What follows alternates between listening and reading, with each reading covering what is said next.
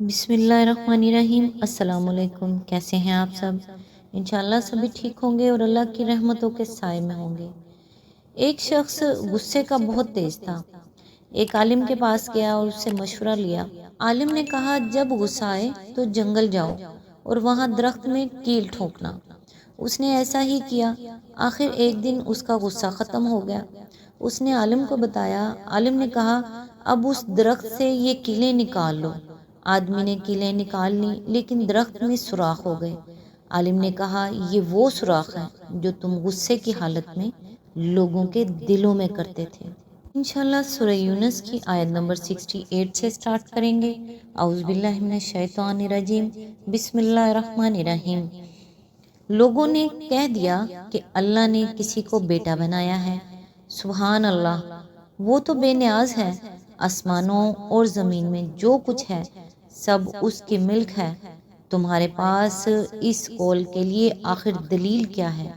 کیا تم اللہ کے متعلق وہ باتیں کہتے ہو جو تمہارے علم میں نہیں ہیں؟ اس کی تفسیر ہے، اوپر کی آیات میں لوگوں کی اس جاہلیت پر ٹوکا گیا تھا کہ اپنے مذہب کی بنا علم کے بجائے قیاس و گمان پر رکھتے ہیں اور پھر کسی علمی طریقے سے یہ تحقیق کرنے کی بھی کوشش نہیں کرتے کہ ہم جس مذہب پر چلے جا رہے ہیں اس کی کوئی دلیل بھی ہے یا نہیں۔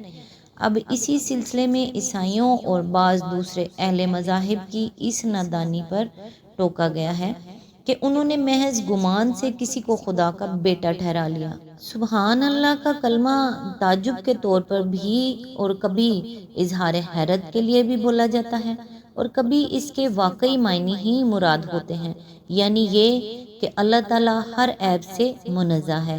یہاں یہ کلمہ دونوں معنی دے رہا ہے۔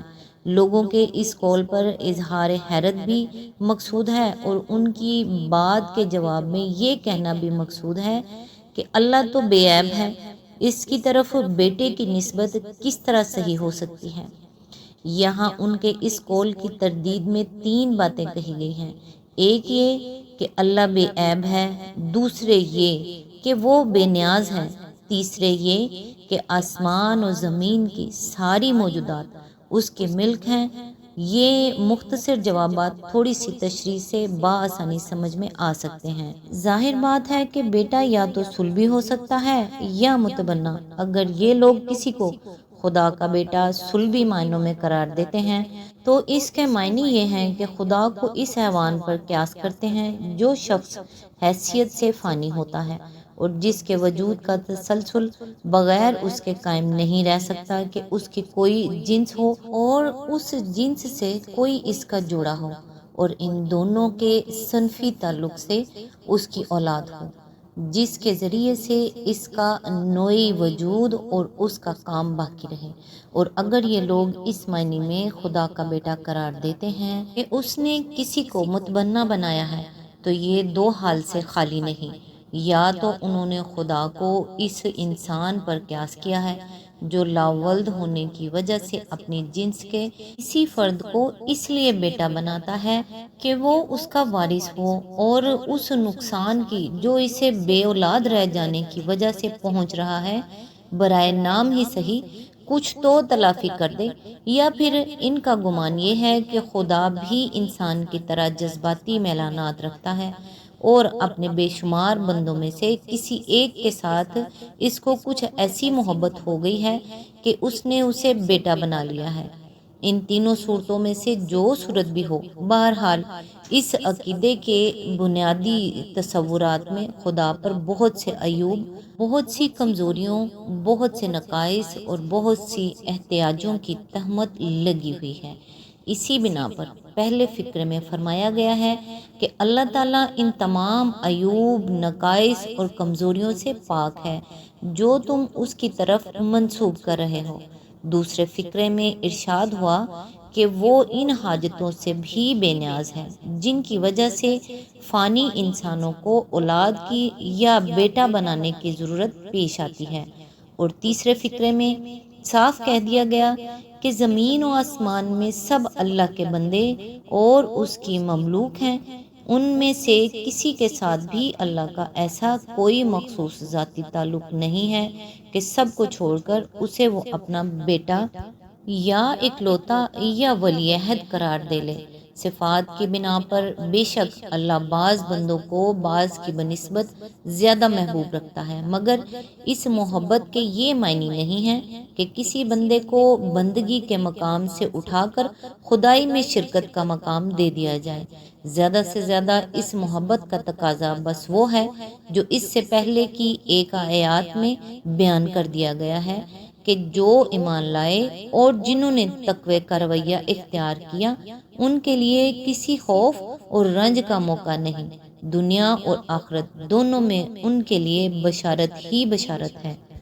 آیت نمبر 69، اے محمد صلی اللہ علیہ وآلہ وسلم، کہہ دو کہ جو لوگ اللہ پر جھوٹے افطرا باندھتے ہیں وہ ہرگز فلاح نہیں پا سکتے۔ آیت نمبر 70، دنیا کی چند روزہ زندگی میں مزے کر لیں، پھر ہماری طرف ان کو پلٹنا ہے، پھر ہم اس کفر کے بدلے جس کا ارتکاب وہ کر رہے ہیں ان کو سخت عذاب کا مزہ چکھائیں گے۔ آیت نمبر 71، ان کو نوح علیہ السلام کا قصہ سناؤ، اس وقت کا قصہ جب اس نے اپنی قوم سے کہا تھا، اے برادران قوم، اگر میرا تمہارے درمیان رہنا اور اللہ کی آیات سنا سنا کر تمہیں غفلت سے بیدار کرنا تمہارے لیے ناقابل برداشت ہو گیا ہے تو میرا بھروسہ اللہ پر ہے۔ تم اپنے ٹھہرائے ہوئے شریکوں کو ساتھ لے کر ایک متفقہ فیصلہ کر لو اور جو منصوبہ تمہارے پیش نظر ہو اس کے خوب سوچ سمجھ لو تاکہ اس کا کوئی پہلو تمہاری نگاہ سے پوشیدہ نہ رہے، پھر میرے خلاف اس کو عمل میں لے آؤ اور مجھے ہرگز مہلت نہ دو۔ اس کی تفسیر ہے، یہاں تک تو ان لوگوں کو معقول دلائل اور دل کو لگنے والے نصائح کے ساتھ سمجھایا گیا تھا کہ ان کے عقائد اور خیالات اور طریقوں میں غلطی کیا ہے اور وہ کیوں غلط ہے، اور اس کے مقابلے میں صحیح راہ کیا ہے اور وہ کیوں صحیح ہے۔ اب ان کے اس طرز عمل کی طرف توجہ منعطف ہوتی ہے جو وہ اس سیدھ اور صاف صاف تفہیم و تلقین کے جواب میں اختیار کر رہے تھے۔ 10-11 سال سے ان کی روش یہ تھی کہ وہ بجائے اس کے اس معقول تنقید اور صحیح رہنمائی پر غور کر کے اپنی گمراہیوں پر نظر ثانی کرتے، الٹے اس شخص کی جان کے دشمن ہو گئے تھے جو ان باتوں کو اپنی کسی ذاتی غرض کے لیے نہیں بلکہ انہی کے بھلے کے لیے پیش کر رہا تھا۔ وہ دلیلوں کا جواب پتھروں سے اور نصیحتوں کا جواب گالیوں سے دے رہے تھے۔ اپنی بستی میں ایسے شخص کا وجود ان کے لیے سخت ناگوار بلکہ ناقابل برداشت ہو گیا تھا، جو غلط کو غلط کہنے والا اور صحیح بات بتانے کی کوشش کرتا ہو۔